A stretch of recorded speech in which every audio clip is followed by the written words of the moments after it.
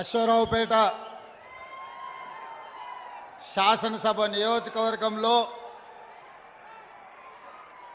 ఇందిరమ్మ ఇండ్ల ప్రారంభోత్సవ కార్యక్రమం తీసుకొని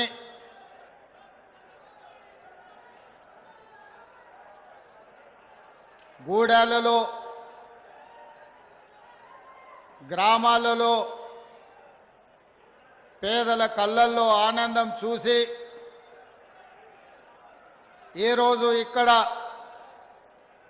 వేలాది మంది సమక్షంలో మీ అభిమాన శాసనసభ్యులు ఆది నారాయణ గారి అధ్యక్షతలో ఈ సమావేశాన్ని ఏర్పాటు చేసి ఈ సమావేశానికి నాతో పాటు మీరు అభిమానంగా పిలుచుకునే గృహ నిర్మాణ శాఖ మంత్రివర్యులు పొంగులేటి శ్రీనన్న గారిని, ఖమ్మం జిల్లా ఇన్ఛార్జ్ మంత్రివర్యులు వాకిటి శ్రీహరి గారిని, అదేవిధంగా ఖమ్మం జిల్లా పార్లమెంట్ సభ్యులు రామసాయం రఘురామరెడ్డి గారిని, మహబూబాబాద్ పార్లమెంట్ సభ్యులు కేంద్ర మాజీ మంత్రివర్యులు మిత్రులు బలరాం నాయక్ గారిని, అదేవిధంగా పెద్దలు కోరం కనకయ్య గారిని, పాయం వెంకటేశ్వర్లు గారిని, రాగమై దయానంద్ గారిని, తెల్లం వెంకట్రావు ఎమ్మెల్యే గారిని, మిత్రులు రామ్దాస్ నాయక్ గారిని, అదేవిధంగా కార్పొరేషన్ చైర్మన్లు, హౌసింగ్ శాఖ అధికారులు, జిల్లా కలెక్టర్లు, ప్రాణ సమానులైన కాంగ్రెస్ పార్టీ కార్యకర్తలు వేలాదిగా తరలి వచ్చి ఈ పండగ కార్యక్రమంలో పాల్గొని ఇది ఇల్లు కట్టుకున్న వాళ్ళకే కాదు, తెలంగాణ రాష్ట్రంలో కోట్లాది మంది పేదలకు ఆత్మగౌరవ పండగ అని మీరు అండగా నిలబడ్డందుకు మీ అందరికీ మనస్ఫూర్తిగా ధన్యవాదాలు, కృతజ్ఞతలు తెలియజేస్తున్న మిత్రులారా.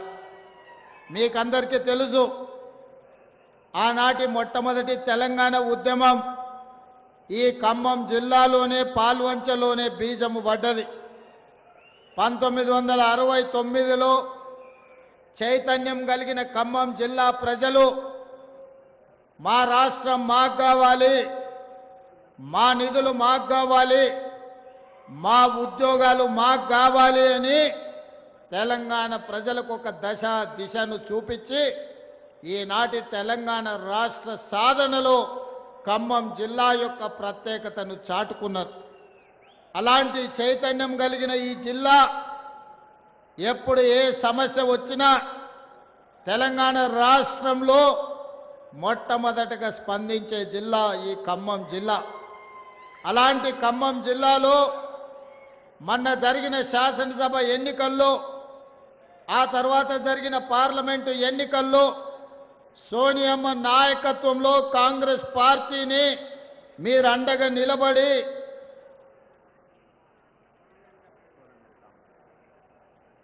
అదేవిధంగా మన కమ్యూనిస్టు మిత్రులు, మన ఎన్నికల భాగస్వాములు కూనంనేని సాంబశివరావు గారు కూడా ఈరోజు ఈ కార్యక్రమంలో పాల్గొని కాంగ్రెస్ కమ్యూనిస్టులు సహజ మిత్రులు, ఎప్పుడైనా ప్రజలు కష్టాలలో ఉన్నప్పుడు మనమంతా కలిసికట్టుగా పని చేయాలి అని చెప్పి ఈనాడు కమ్యూనిస్టు సోదరులు కూడా మనకు అండగా నిలబడ్డారు.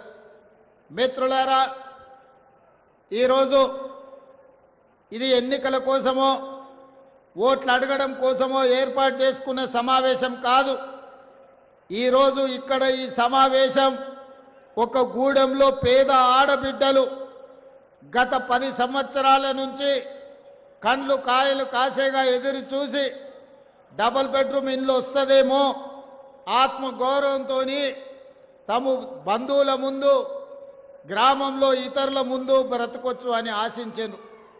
కానీ 10 సంవత్సరాలు వాళ్ళ ఆశలు అడి ఆశలై ఇక రాదేమో, మా జీవితాలు ఇంతే, మా జీవితంలో వెలుగు లేదు, మా సొంత ఇంటి కల నెరవేరే అవకాశం లేదు అని గుడిసెలో జీవించే పరిస్థితి.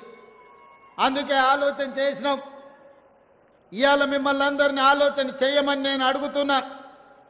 ఆనాడు పేదవాళ్లను, పేదవాడి ఆత్మగౌరవాన్ని నిలబెట్టాలని శ్రీమతి ఇందిరాగాంధీ గారు రోటీ కప్డా ఔర్ మఖాన్ అని ఒక స్లోగన్ తీసుకొని పేదలకు పట్టెడు అన్నం పెట్టాలి, వాళ్లకు సొంత ఇల్లు ఉండాలి అని చెప్పి ఆనాడు శ్రీమతి ఇందిరాగాంధీ గారు కార్యక్రమాన్ని తీసుకున్నారు. వాళ్లకు పేదలకు ఆనాడు కట్టుకోవడానికి బట్టలు లేకపోతే వాళ్లకు సొంతంగా రాష్ట్ర ప్రభుత్వం నుంచి బట్టలు అందించాలి అని ఆనాడు శ్రీమతి ఇందిరాగాంధీ గారు నిర్ణయం తీసుకున్నారు.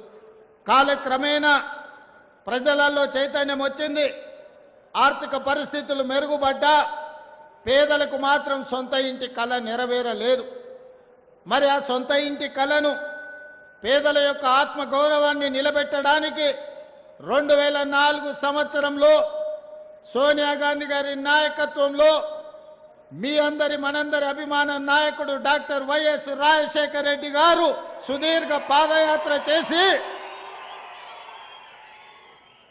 తండాలలో, గూడాలలో, మారుమూల పల్లెల్లో పేదలను కలిసి పేదల సమస్యలు తెలుసుకొని ఆ సమస్యల్లో భాగంగా సొంత ఇంటి కళ ఒక బలమైన ఆకాంక్ష అని వారు గుర్తించారు. అందుకే ఆనాడు డాక్టర్ వైఎస్ రాజశేఖర రెడ్డి గారు ఇందిరమ్మ ఇండ్ల పథకాన్ని ప్రారంభించడమే కాదు, సాచ్యురేషన్ మోడ్లో ఇస్తామని, ప్రతి పేదవాడికి ఇల్లు లేని వాడికి సొంత ఇల్లు ఇస్తామని 10 సంవత్సరాలలో 25 లక్షల ఇల్లు తెలంగాణ రాష్ట్రంలో పేదలకు అందించి కాంగ్రెస్ పార్టీ ప్రతి సంవత్సరం 2.5 లక్షల ఇందిరమ్మ ఇండ్లు ఆనాడు ఇవ్వడం జరిగింది. నేను ఇవాళ అడుగుతున్న మిత్రులారా, 2023లో జరిగిన ఎన్నికల సందర్భంగా ఆనాటి ముఖ్యమంత్రికి సవాలు విసిరిన, పదే పదే విమర్శిస్తుంటే కాంగ్రెస్ పార్టీ ఏమీ చెయ్యదు అని మన మీద అబాండాలు వేస్తుంటే నేను ఒక సవాలు విసిరిన ఈ ఖమ్మం గడ్డ మీద నుంచి ఆనాడు, ఇందిరమ్మ ఇండ్లు ఉన్న గ్రామంలో మేము ఓట్లు అడుగుతాం, డబుల్ బెడ్రూమ్ ఇండ్లు ఉన్న గ్రామాలలో మీరు ఓట్లు అడగాలి. ఒకవేళ ఏ నియోజకవర్గంలో అయినా మీకు డిపాజిట్లు వస్తే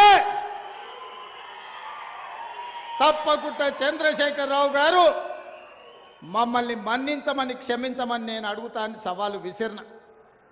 నేను ఇవాళ ఈ వేదిక మీద నుంచి ఒక మాట చెప్పదలుచుకున్నా.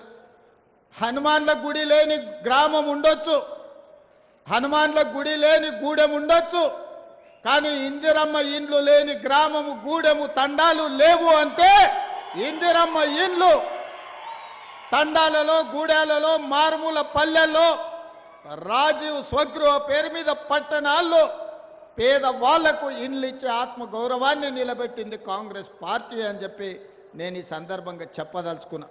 అందుకే ఆనాడే నిర్ణయించుకున్నా, ఏది ఏమైనా అక్కడి సూర్యుడు ఇక్కడ మొలిసినా, ఎవరు అడ్డం పడ్డా, ఎవరు అడ్డుకున్నా ప్రతి పేదవాడికి ఇందిరమ్మ ఇల్లు ఇవ్వాలి, ఆ ఇల్లు కట్టుకోవడానికి 5 లక్షల రూపాయలు ఇవ్వాలని ఆయనలో నిర్ణయం తీసుకున్నా.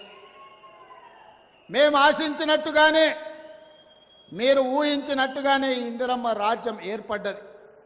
మరి ఇందిరమ్మ రాజ్యం వచ్చిన తర్వాత ఈ పని చెయ్యాలి అంటే నాకు కూడా బలమైన పని చేయగలిగిన సమర్థుడైన మంత్రి ఉండాలి కదా అని నేను ఆలోచన చేసిన.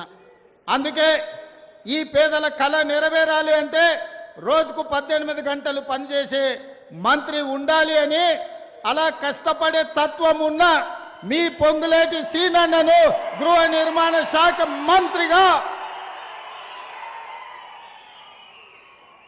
ఈ శాఖ వారు అడగలే, రెవెన్యూ శాఖ వారు అడగలే, మీకు ధరని దయ్యంలాగా పట్టుకున్నది, ఈ దయ్యాన్ని పొలిమేరలు దాటించే వరకు తరమాలే, ఈ కొరివి దయ్యాన్ని పాతరెయ్యాలి అనంటే భూభారతి తేవాలి, భూభారతి తేవాలి అంటే ఒక రైతు బిడ్డ ఉండాలి అని పొంగులేటి సీనన్నను రెవెన్యూ మంత్రిగా పెట్టడమే కాదు, పేదవాడి కళ నెరవేరాలి అని అంటే గృహ నిర్మాణ శాఖ కూడా వారే మంత్రి ఉండాలి అని ఢిల్లీలో సోనియా గాంధీని, రాహుల్ గాంధీని, ప్రియాంక గాంధీని, మల్లికార్జున్ ఖర్గే గారితో మాట్లాడి నేను ఈ 2 శాఖలు పొంగులేటి సీనన్నకు బాధ్యత ఇచ్చిన. నేనే తీసుకొని ఉండొచ్చు, ఈ శాఖలు నా దగ్గర పెట్టుకొని ఉండొచ్చు. ముఖ్యమంత్రి ఏ శాఖ అయినా పెట్టుకోవచ్చు, మీకు అందరికీ తెలుసు. కానీ మంత్రులను సమన్వయం చేయాలన్నా, చంద్రశేఖరరావు సంగతి చూడాలన్నా నాకు సమయం సరిపోదు. కాబట్టి సమయం ఇవ్వడమే కాదు, సరిగ్గా పనిచేసే సమర్థవంతమైన మంత్రి ఉండాలి అని సీనన్నని ఈ శాఖకు నియమించిన నా అంచనా తప్పలేదు. ఇవాళ భూభారతి ద్వారా లక్షలాది మంది రైతుల సమస్యలు పరిష్కరించారు.